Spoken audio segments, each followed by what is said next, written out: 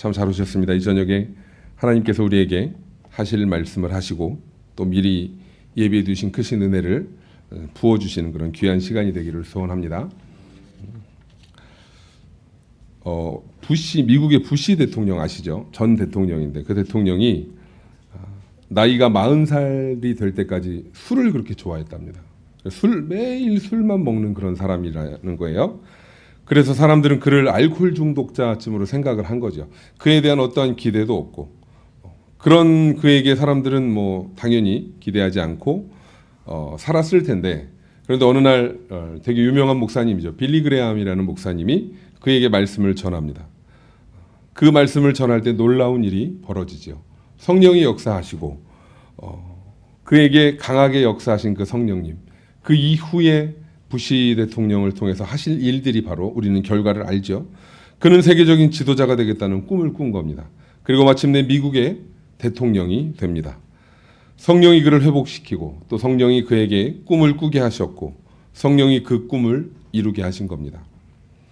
성령은 살리는 영이에요. 죽이는 영이 아니고 죽은 영혼도 살리고 또 병든 몸도 살리고 상처받은 심령도 살리고 잃어버린 능력도 잃어버린 꿈도 소망도 살리는 분이 바로 성령님입니다. 성령님이 임하면 우리에게 두 가지의 상황이 주어지고 또 결과가 나타난다고 합니다. 하나는 놀라운 변화가 나타나고요. 또 하나는 아름다운 열매가 나타납니다. 제자들에게 성령이 임하니까 놀라운 변화가 그들에게 있어요. 아름다운 열매가 그들을 통해 맺어지게 됐습니다. 그 사도행전, 저희들이 알고 있는 사도행전에는 저희들이 이제 지난번에 제가 새벽에 말씀드렸던 기억이 나는데 성령행전이라고도 불린다는 거죠.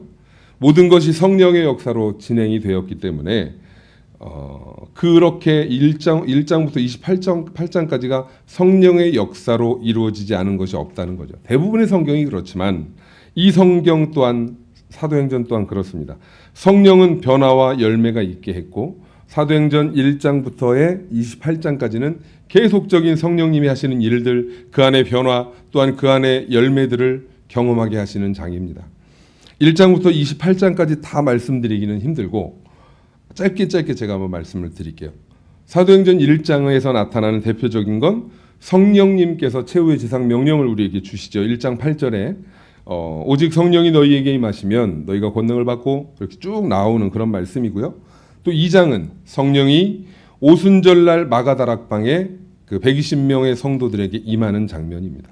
3장은 어떻습니까? 베드로에게 안진뱅이를 일으키는 능력을 역사하시죠. 또 4장에서의 성령님은 수많은 박해 가운데서도 그의 주의 제자들이 담대하게 하나님의 말씀을 전할 수 있도록 그들에게 충만하게 역사하시는 그 사건이 4장에 나오고 5장부터 10장까지 계속 그런 것들을 나와요. 뭐 7 집사를 세우고 스데반의 그 순교를 승리하게 하시고 그런 이야기들, 성령으로 그 사울이 다메섹에서 예수를 만나는 장면, 이런 것들이 있고요. 11장은 이제 교회를 설립하시죠. 안디옥 교회, 12장에는 베드로를 구출하시고 또 13장에는 바울과 바나바를 선교사로 파송하시고 계속 이제 지경을 넓혀 가십니다. 14장에서 17장까지 또 넘어가는 데는 성령이 계속적으로 역사하시면서 이제 유럽으로 지경을 확대시키시는 그런 역사들이 나타납니다. 18장은 성령이 고린도에서 전도하는 바울에게 환상 가운데 격려하시고 19장에는 또 예배소 교회에서 가운데서 전도하는 바울에게 역사하게 하는 그런 힘을 발휘하시고 21장 가니까 성령이 드디어 바울로 하여금 순교를 각오하게 만들어요. 이제 22장부터 27장은 이제 뭐 교회도 세우시고 그다음에 수없이 많은 사람들 앞에서 증거하게 하십니다. 여기에서 벨릭스, 가이사, 아그리빠 이런 사람들 앞에서 담대하게 예수님을 전하는 그런 바울의 모습들이 나타납니다. 성령님이 그렇게 하게 하시는 거죠. 또 마지막 장에 보면 성령이 바울로 로마에서 그리스도를 증거하게 하십니다. 이제 죽으러 들어가요. 5차 선교 여행이라고 하죠. 바울이 이제 로마로 입성하는 장면까지가 이제 28장에 나옵니다. 사도행전은 그 성령의 역사로 놀라운 변화, 또 함께 풍성한 열매가 있었던 겁니다. 오늘날 사람들이 가장 안타깝고 가장 비극적인 모습이 뭐냐 하면 변화에 대한 꿈이 없어요. 또 열매에 대한 꿈이 없는 겁니다. 변화되는 걸 싫어해요. 열매 맺는 거는 우연으로 생각해요.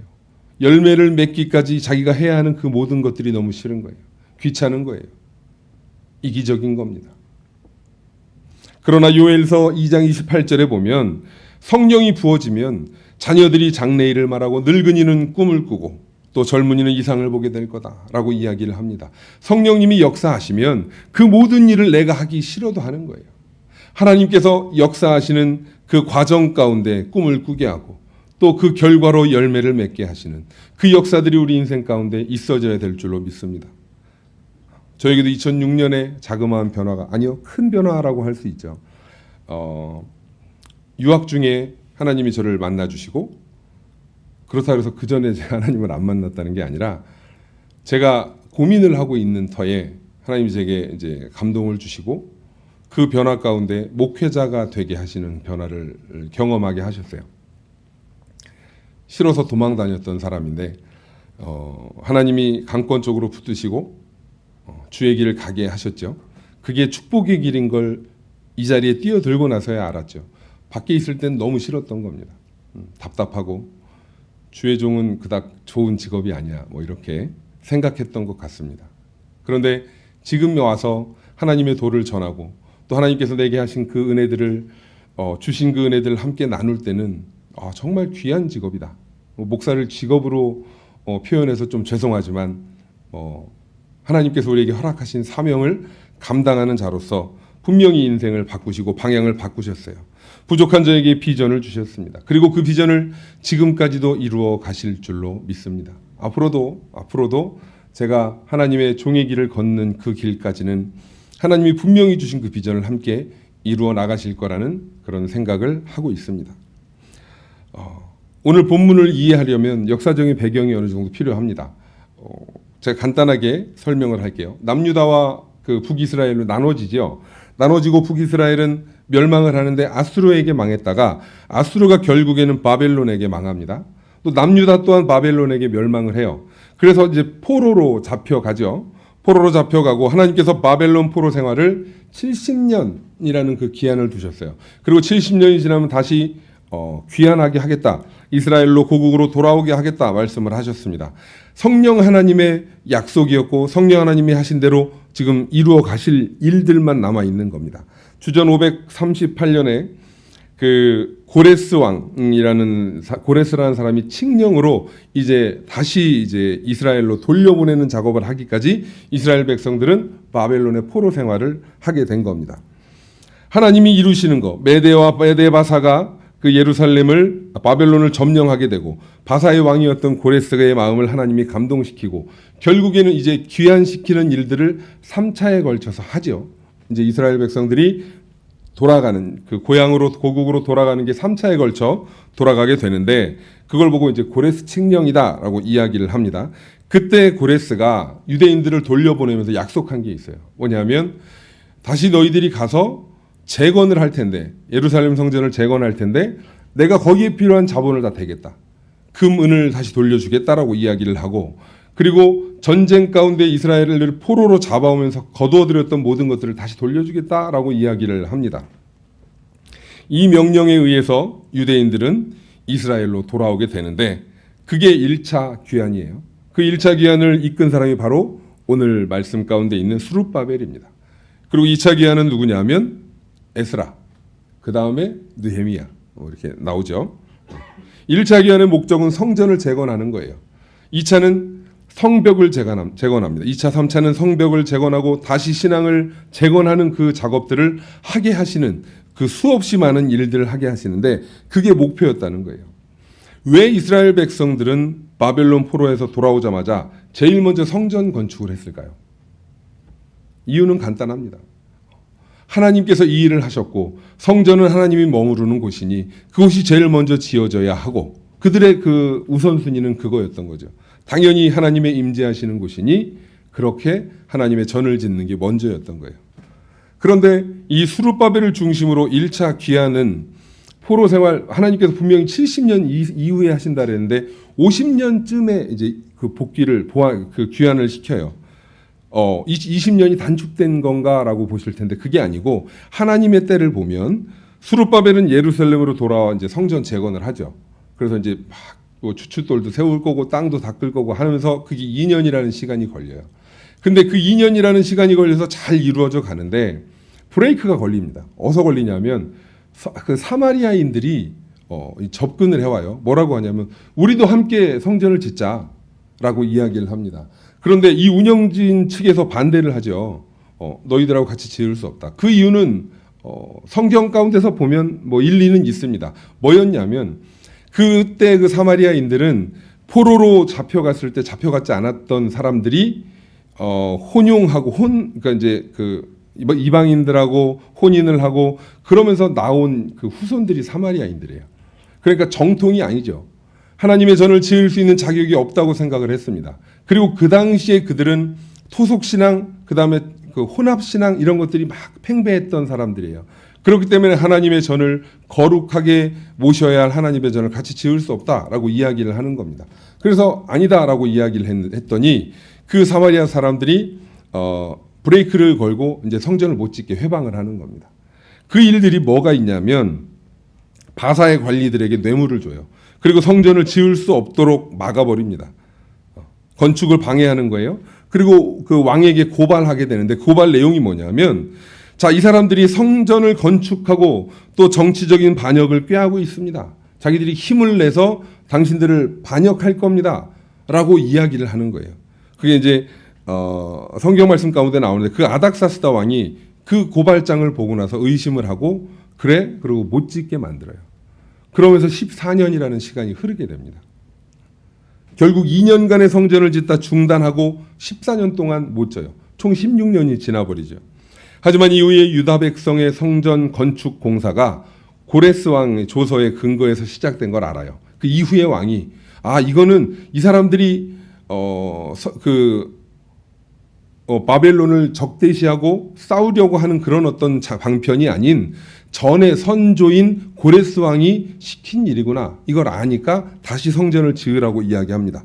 다리오 왕이라는 사람이 다시 건축 공사를 허락하고 그리고 공사를 재개한 지 4년 만에 성전 공사가 완료돼요. 처음에 착수한 지 2년 되고 그다음에 멈췄던 14년, 그다음에 다시 재건시킨 지 4년, 총 20년의 시간이 지납니다. 그래서 50년에 지나서 포로들이 귀환하고 20년이라는 시간이 흘러서 드디어 성전을 건축해요. 총 70년입니다. 딴 일반적으로 봤을 때는 한 50년에 끝났으니 20년이 단축된다고 했겠지만 하나님의 생각으로 하나님이 하시는 일은 성전 건축이 완료된 이후부터 시작이에요. 그렇기 때문에 총 70년 동안 포로 생활을 한 게 맞다는 거죠. 그렇게 성전을 우여곡절 끝에 완료합니다. 1차 기한은 바벨론 포로로 50년 만에 있었던 일이고 성전 재건이 20년에 걸쳐서 합쳐서 70년입니다. 그렇기 때문에 하나님께서 정하신 포로 기간 70년은 성전 재건이 끝나는 시점까지 보신 거죠. 진정한 회복은 성전이 재건됨으로 이루어지는 거예요. 우리의 진정한 회복 또한 우리 마음 가운데 주 예수 그리스도를 성전 삼고 그 전이 재건됐을 때 다시금 복음을 접하고 성령 하나님이 우리와 함께 하심을 느끼고 동행하는 그런 인생을 살아가는 시작점이 바로 우리 마음 가운데 전을 삼고 예수 그리스도를 모셔 드린 다음입니다. 우리 인생이 그렇게 변화되는 이스라엘 백성처럼 그렇게 변화되는 그런 귀한 인생이 됐으면 좋겠습니다. 오늘 본문은 성전 건축이 중단된 이후에 14년 됐을 때 하나님께서 스가랴 선지자에게 보내주신 환상이에요. 오늘 본문 말씀이 그것은 순금 등잔대 2개, 등잔대하고 2 감람나무의 환상입니다. 양편에 2 감람나무가 있고 그 나무에서 흘러가는 7 관이 있고 그 관에는 7 등잔이 연결되어 있습니다. 스가랴 선지자는 그 환상의 내용을 알지 못해요. 천사가 물어보니까 모른다는 거예요. 그래서 천사에게 다시 묻고 천사가 대답해 줍니다. 뭐라고 하냐면 2 감람나무는 당시 성전 건축을 이루었던 지도자를 이야기한다. 그렇게 이야기를 하고 그들을 통해 성전이 완공되고 열국의 하나님의 영광이 선포될 거다. 그렇게 이제 천사는 이야기합니다. 스룹바벨은 14년 동안 성전 건축이 중단돼서 정말 절망 가운데 있었어요. 이스라엘 백성들은 두말할 나위 없이 성전 재건을 포기하고 그 왕이 내린 조서기 때문에 바꿀 수 없거든요. 그러니까 스룹바벨이 포기하고 이스라엘은 또 스가랴 선지자가 환상을 보고 하나님께 말씀하기 전까지 그는 포기하고 있었어요. 수룹바벨에게 그 말씀을 전하는데도 수룹바벨은 인정하지 못했던 거예요. 그 말씀이 오늘 우리가 함께 읽은 6절에서 10절까지의 말씀입니다. 역사적인 배경이 지금까지 흘러오면서 오늘 본 그 1절부터 10절까지의 말씀을 이제 접하게 되는 거예요. 본문 말씀을 통해서 우리에게 주는 세 가지 교훈이 있는데 그 교훈을 함께 살피고 은혜를 나누기를 소원합니다. 첫 번째는 뭐냐면 인간의 힘과 노력에는 한계가 있다는 거예요. 6절을 보니까 그가 내게 대답하여 이르되 여호와께서 수룹바벨에게 하신 말씀이 이러하니라. 만군의 여호와께서 말씀하시되 이는 힘으로 되지 아니하며 능력으로 되지 아니하고 오직 나의 영으로 되느니라. 아닥사스다 왕의 조서로 인해서 중단됐던 성전 건축, 그 성전 건축이 다시 이제 왕이 된 다리오 왕의 새로운 조서로 인해서 14년 만에 다시 재건을 하기 시작을 하고 4년 뒤인 BC 516년에 건축이 완성이 되어 시작한 지 20년 만에 성전이 완성이 됩니다. 수룹바벨을 중심으로 다시 세워진 이 성전의 이름을 수룹바벨 성전이다라고 이 이름을 짓기도 했습니다. 그러나 수룹바벨의 능력으로 이 성전을 지은 건 아니에요. 힘과 능으로는 불가능했던 일입니다. 오직 성령의 능력으로 다시 세워질 수 있었던 겁니다. 우리가 잘 알듯이 일을 시작하신 분도 하나님이셨고 그 일을 이루신 분도 하나님이셨습니다. 성령 하나님이 그 일을 하신 거예요. 여러분이 기억하셔야 할 부분이 바로 이겁니다. 우리의 힘으로 안 되는 거예요. 우리의 능력으로 안 되는 거예요. 하지만 성령님의 능력으로 그 모든 일들을 행하셨다는 것을 우리는 기억해야 합니다. 그렇기에 사람에게는 한계가 있다는 걸 안다는 거죠.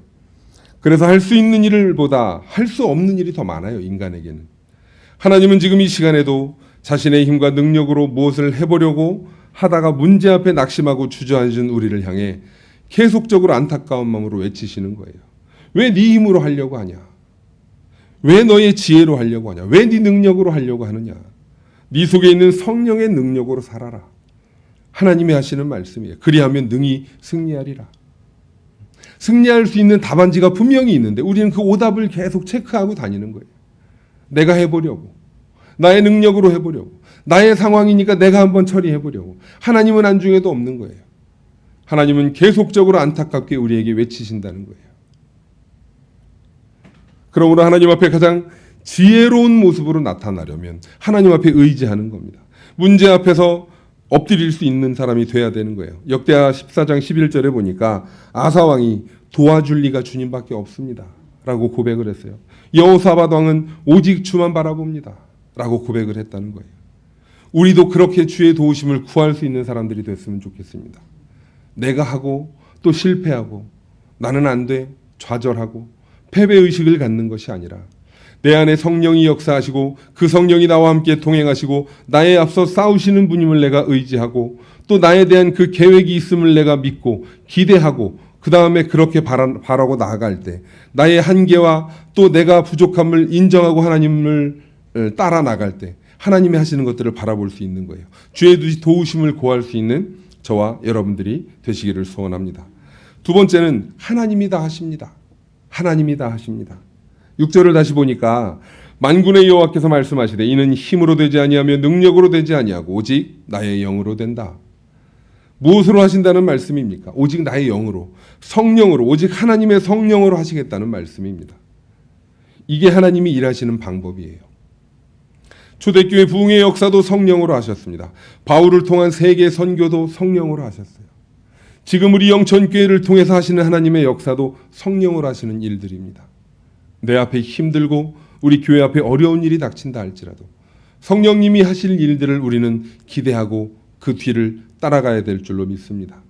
7절을 보니까 큰 산아 네가 무엇이냐? 네가 수룹바벨 앞에서 평지가 되리라. 큰 산, 여기서 나오는 큰 산, 수룹바벨에게 이 큰 산은 뭐냐 하면 이스라엘 백성들에게 이 큰 산은 뭐냐 하면 성전 재건을 방해하는 사마리아인들이었어요. 또한 성전 재건이 중단된 14년 동안 백성들은 어떻게 살았을까요? 성전을 다시 재건하는 것을 시시탐탐 노리고 그 기회를 보고 산 게 아니에요. 패배의식에 쩌들어서 안 되나 보다 하고 그냥 장사하고 내가 살 집을 짓는데 급급하고 그냥 그렇게 자기를 치장하고 먹고 배불리고 그렇게 사는데 급급했던 세월이 14년이었어요. 이스라엘 백성들은 그렇게 어리석은 그런 삶을 사는 거예요. 성전에 대한 생각은 까맣게 잊어버리고 그렇게 살았던 겁니다. 사마리아인의 방해, 또한 이런 이스라엘 백성들의 패배의식, 자기들만을 위한 극단적인 이기주의, 그게 이스라엘 백성들 앞에 놓여있던 큰 산이었던 거예요. 그 산을 평지로 만드시겠다고 하나님이 말씀하십니다. 큰 산아 네가 무엇이냐? 네가 스룹바벨 앞에서 평지가 되리라. 이스라엘 앞에서 평지가 되리라. 하나님이 하신 말씀이에요. 그 어려운 것들, 인간의 생각과 판단으로는 할 수 없을 것 같던 그 일들이 성령 하나님이 함께 하시면 그의 말씀 하나로도 평지가 되는 거예요. 아무런 문제가 되지 않는 거예요. 누가 그렇게 하신다고 합니까? 하나님이 하신다는 거예요. 성령으로. 9절을 보면 스룹바벨의 손이 이 성전의 기초를 놓았은즉 그의 손이 또한 그 일을 마치리라. 스룹바벨이 시작한 성전 재건의 일을 하나님께서 스룹바벨을 통해 마치시겠다고 이야기를 하시는 겁니다. 누가 하시겠다는 거예요? 하나님이 친히 하시겠다는 거예요. 누구를 통해서? 스룹바벨을 통해서. 여러분들이 기억하셔야 될 게 뭐냐면 스룹바벨이 잘나서 그의 능력이 뛰어나서 한 게 아니에요. 스룹바벨은 그저 하나님이 사용한 도구로 그 통로로 사용되어졌을 뿐입니다.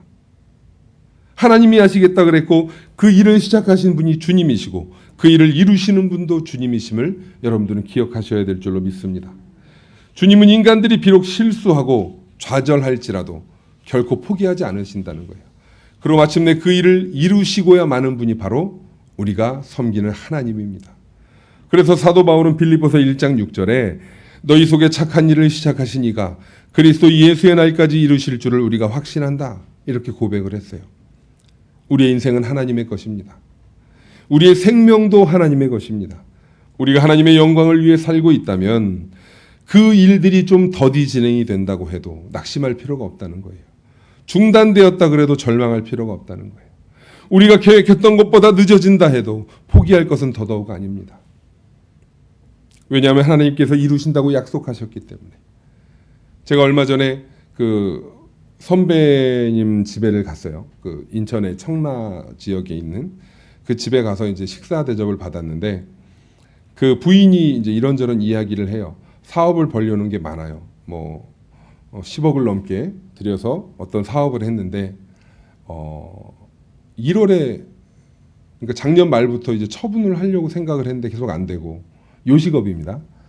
근데 코로나 때문에 하루에 한 달에 뭐 몇 천씩 계속 마이너스예요.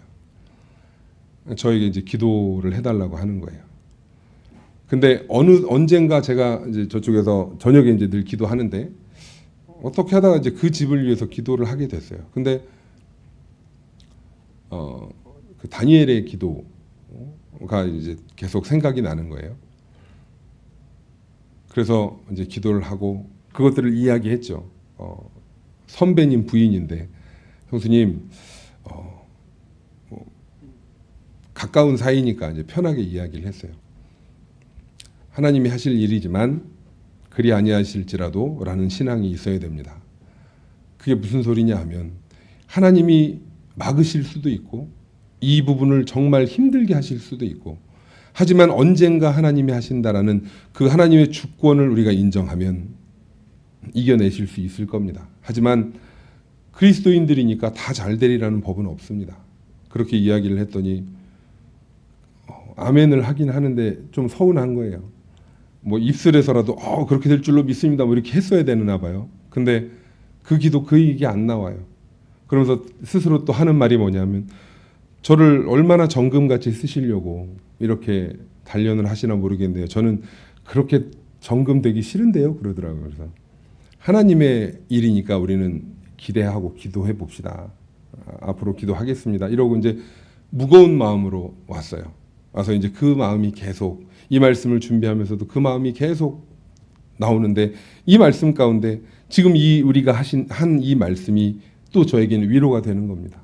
이제 이 말을 전하고 또 언젠가 전화해서 이야기를 해주겠죠. 스룹바벨에 네 큰 산아 네가 무엇이냐 스룹바벨 앞에서 평지가 될지어다. 성령 하나님이 하시면 못하실 일이 없어요. 우리가 계획했던 것보다 늦어진다고 해도 포기할 일은 아니에요.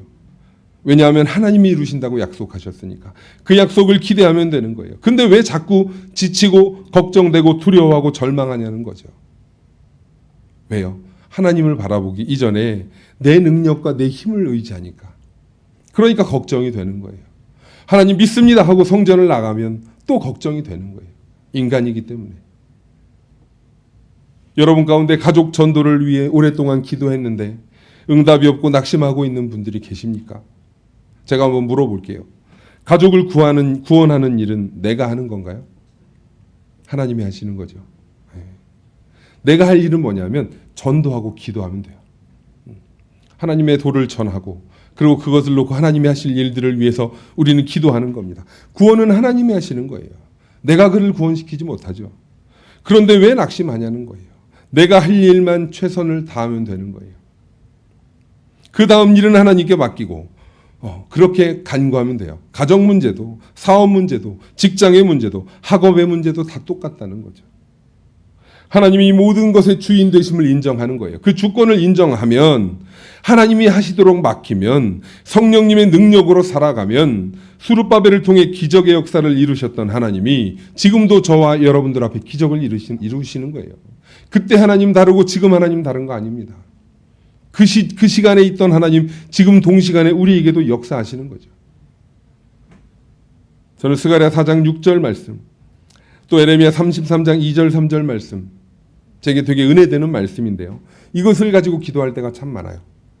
도무지 내 힘으로 내 능력으로 감당할 수 없는 문제들을 만날 때 수없이 많죠. 그럴 때 기도하게 됩니다. 하나님 내 힘으로는 안 돼요.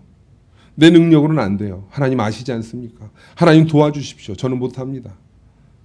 일을 행하시는 하나님, 큰 일을 행하시는 하나님, 그 일을 지어 성취하시는 하나님, 기도에 응답하시고 크고 비밀한 일을 내게 보여주십시오. 하나님 나 좀 살려주십시오. 그렇게 기도하는 거예요. 무슨 능력이 있어서 주여와요 우리가 사탄을 부리고 천사를 호령하고 할 수 있죠. 하나님이 하시면 합니다. 하지만 우리의 기도의 대상이 하나님이고 하나님 앞에 엎드리면 그 모든 일이 가능한데 왜 내 능력을 나타내냐는 거예요. 기도는 내가 하고 응답은 하나님이 하십니다. 순종은 내가 하고 이루시는 것도 하나님이시는 거예요. 그 경험을 필히 하실 수 있는 여러분들이 됐으면 좋겠습니다. 마지막으로 약속 믿고 기대하고 선포하며 사는 거예요. 약속하심을 믿고 우리는 기도하고 그것을 선포하며 사는 인생이 되어야 되는 겁니다. 스룹바벨은 스가랴 선지자를 통해서 하나님의 약속을 받았습니다. 하나님은 그 약속대로 성전 재건의 일을 마치게 하셨습니다. 성령으로 역사하셨어요. 이제부터 우리는 그 성령의 역사를 선포하며 살면 되는 거예요. 그렇게 스룹바벨은 이제 선포하며 사는 인생이 된 거예요. 다윗은 어땠어요? 성령을 통해 하나님의 응답을 확신하며 골리앗과 싸울 때 어떻게 선포했습니까? 너는 칼과 창과 단창으로 내게 나와오거니와 나는 만군의 여호와의 이름 곧 네가 모욕하는 이스라엘 군대의 하나님의 이름으로 내게 나가노라. 오늘 여호와께서 너를 내 손에 넘기시리니 내가 너를 쳐서 네 목을 베고 블레셋 군대의 시체를 오늘 공중의 새와 땅의 들짐승에게 주어 온 땅으로 이스라엘의 하나님이 계신 줄 알게 하겠고 또 여호와의 구원하심이 칼과 창에 있지 아니함을 이 무리에게 알게 하리라. 전쟁은 여호와께 속한 것인즉 그가 너희를 우리 손에 넘기시리라. 할렐루야. 멋진 말이죠. 여러분들 늘 이 말씀을 외워서 선포하실 수 있겠죠. 아멘 하셨는데 길지 않아요? 이거 좀 길지 않아요? 제가 그래요. 정말 멋지고 통쾌한 선포예요. 상대가 되지 않는 세상 사람들이 봤을 때 그 상황 가운데 상대가 되지 않는 상대에게 대상에게 다윗이 선포한 게 바로 이 내용이에요. 네가 모욕하는 그 예수 그리스도의 이름으로 내가 나가는데 이제 내가 너의 목을 베고 그리고 공중의 새와 들짐승들에게 주고 여호와 하나님이 살아계신 것 알게 하겠고 그 다음에 이제 이후로 너희들은 우리 이스라엘 앞에는 밥이야. 그 이야기예요. 하나님이 함께 하시니까. 전쟁은 여호와께 속한 것이지 우리가 하는 게 아니야. 너무 길어서 외우기 힘드시면 오늘 본문의 말씀이 똑같아요. 오늘 나와서 선포되어진 말씀이 그거예요. 큰 산아 네가 무엇이냐? 네가 스룹바벨 앞에서 평지가 되리라. 큰 산아 네가 무엇이냐? 어떤 문제들이 내 앞에 있느냐? 이 문제들은 내 앞에서 평지가 될 거다. 왜? 하나님이 나와 함께 하시니까. 그것을 믿고 의지하며 선포하는 저와 여러분이 됐으면 좋겠습니다. 여러분의 앞길을 막고 있는 큰 산이 뭡니까? 경제적인 문제예요? 질병의 문제입니까? 결혼의 문제입니까? 아니면 오랫동안 나를 부끄러게 했던 죄악의 문제입니까? 아니면 아직까지 해결이 안 됐던 관계 회복의 문제입니까? 이 모든 것들을 내려놓고 성령의 능력을 힘입고 믿음으로 선포하는 거예요. 큰 산을 향해 명령하십시오. 큰 산아 네가 뭐냐? 내 앞에서 평지가 될지어다. 이게 여러분의 선포가 되어야 될 줄로 믿습니다. 가난아 네가 뭐냐? 질병아 네가 뭐냐? 시험아 네가 뭐냐?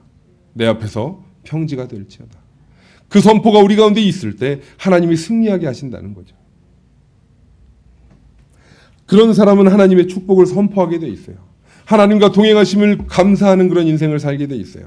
예수님이 그렇게 사셨습니다.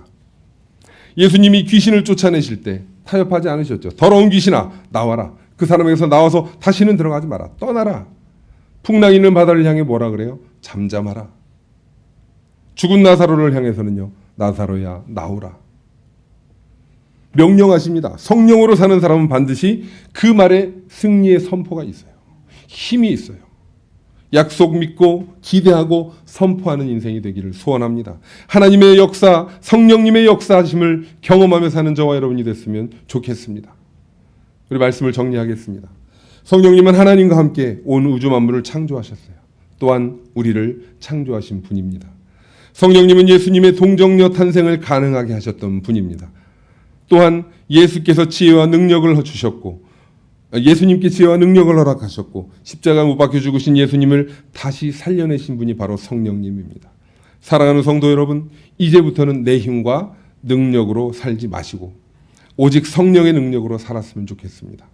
하나님이 다 하신다는 거예요. 하나님의 약속 믿고 기대하며 선포하며 사는 인생이 되기를 소원합니다. 성령의 음성에 순종하고 성령의 역사를 선포하며 살았으면 좋겠습니다. 그게 힘 있는 사람이에요. 남들 앞에 겉모습이 힘 있는 게 아니에요. 주 여호와 하나님 앞에 우리의 힘이 능력이 있고 능력이 그 성령 하나님을 믿고 의지하며 선포할 때 그때 힘의 사람이 되고 영의 사람이 되는 겁니다. 성령의 역사를 선포하며 사시는 그런 저와 여러분이 됐으면 좋겠습니다. 날마다 승리를 경험하고 그렇게 하나님이 칭찬하고 하나님이 좋아하고 우리 때문에 하나님이 기뻐하실 수 있는 그런 귀한 인생이 되기를 주 예수 그리스도의 이름으로 간절히 소원합니다. 오늘 이 시간에 함께 주님이 주신 말씀을 붙들고 기도하기를 원합니다. 주님께서 우리에게 허락하신 성령님의 능력으로 살아가기를 원합니다. 그 선한 능력을 믿고 의지하며 나갈 때 하나님의 약속 믿고 기도하며 기대하며 선포할 때 승리하게 하실 주님을 찬양하는 귀한 삶을 살게 해달라고 우리 이 시간에 한 음성으로 잠시 기도합니다. 기도하겠습니다.